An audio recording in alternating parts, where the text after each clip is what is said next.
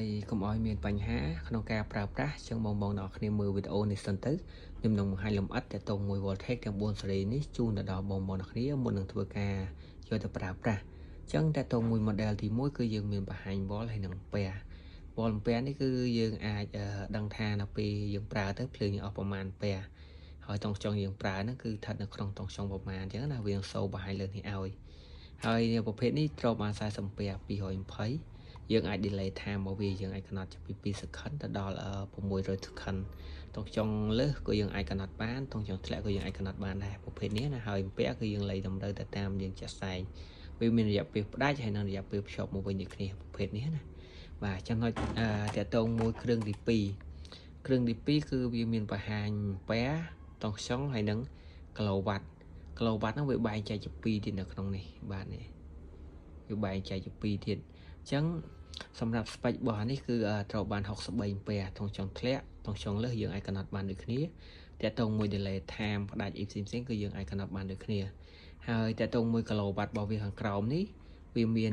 3ចំណុចទី1វានឹងសូបង្ហាញតាក់ទងមួយគីឡូដែលយើងប្រើឬក៏បងប្អូនអ្នកគ្នាចង់បិទគីឡូនឹងឲ្យដើរមកក៏បានដែរចំណុចទី2គឺគីឡូនេះគឺបងអាច reset បាននៅពេលដែលថាប្រើមួយខែអញ្ចឹងយើងចង់ reset ចោលដាក់00នេះក៏បានដែរប្រភេទនេះណាបាទហើយចំណុចទី3សំខាន់បំផុតប្រភេទនេះគឺបងអាចកំណត់បានឧទាហរណ៍ថាខែហ្នឹងបងអ្នកគ្នាចង់ប្រើភ្លើង50គីឡូ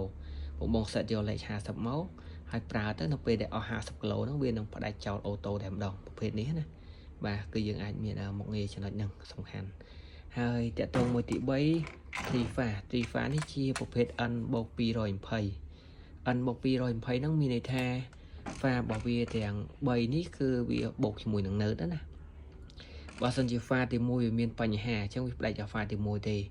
ហ្វាទី2ហ្វាទី3គឺបងនេះប្រើបានធម្មតាហើយបើសិនជាទី2ឬក៏ទី3មានបញ្ហាទី1នៅភ្លើងគ្រប់ធម្មតាគឺវា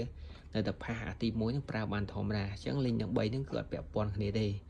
បងអ្នកគ្នាប្រើនៅក្នុងផ្ទះប្រភេទគ្រឿង220 slot គឺត្រូវយកប្រភេទនេះណាវាផ្ដាច់មួយគឺផ្ដាច់ទាំងអស់ទេអញ្ចឹងភ្លើងបងអ្នកគ្នា3ហ្វាបើសិនជាហ្វាណាមានបញ្ហាគឺផ្ដាច់តែហ្វានោះទេអត់មានប៉ះពាល់ដល់ហ្វាដទៃទេអានេះសម្រាប់ប្រើ220ចំណែកឯគ្រឿងទី4គឺគ្រឿងសម្រាប់ប្រើជាមួយនឹង motor ឬក៏ប្រថែកទៅលើគ្រឿងដែលមានប្រើទង់ចុង3.8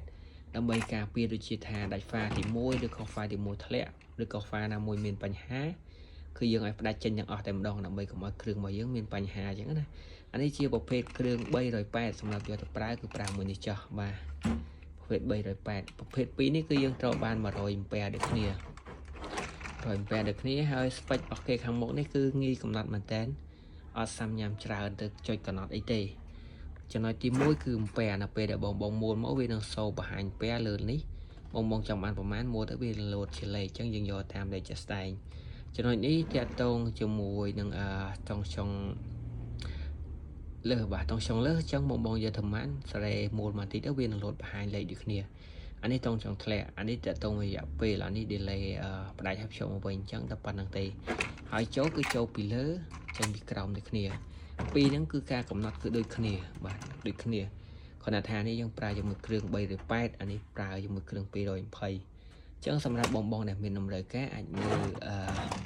4 model នេះបានដើម្បីយកទៅប្រើប្រាស់កុំឲ្យខុសពីតម្រូវការណាព្រោះមានអ្នកខ្លះគាត់ចង់បានប្រភេទគ្រឿងមានអ្នកខ្លះគាត់ប្រើគាត់ត្រូវការ N+220 នេះទេប៉ុន្តែគាត់យក N+380 ទៅដាក់អញ្ចឹងធ្វើឲ្យគ្រឿងរបស់គាត់នៅការប្រើប្រាស់របស់គាត់អត់ smooth អញ្ចឹងណាហើយចំណុចទី2គ្រឿងរបស់គាត់ធ្វើប្រើ N+380 នេះប៉ុន្តែគាត់យក N+220 នេះយកទៅប្រើអញ្ចឹងវាធ្វើឲ្យគ្រឿងរបស់គាត់នៅតែមានបញ្ហាដដែលเนาะបាទហើយអាទូនេះគឺបងប្រើប្រចាំថ្ងៃគឺអែមមែនតើ stock គឺអត់សល់ច្រើនទេខ្ញុំសល់បានប្រហែលជា30-40គ្រាប់ជាងទេនោះបាទមួយរយៈនេះគឺគេបិទការ order ហើយបាទក៏មកអត់ទាន់បានទេតោះតែចូលចាំចិនហើយបាទយើងអាចក៏មកបានសម្រាប់បងមានតម្រូវការអាចវឺតទៅណាបាទអញ្ចឹងខ្ញុំមានប៉ុណ្្នឹងទេអរគុណច្រើនបងអ្នកគ្នា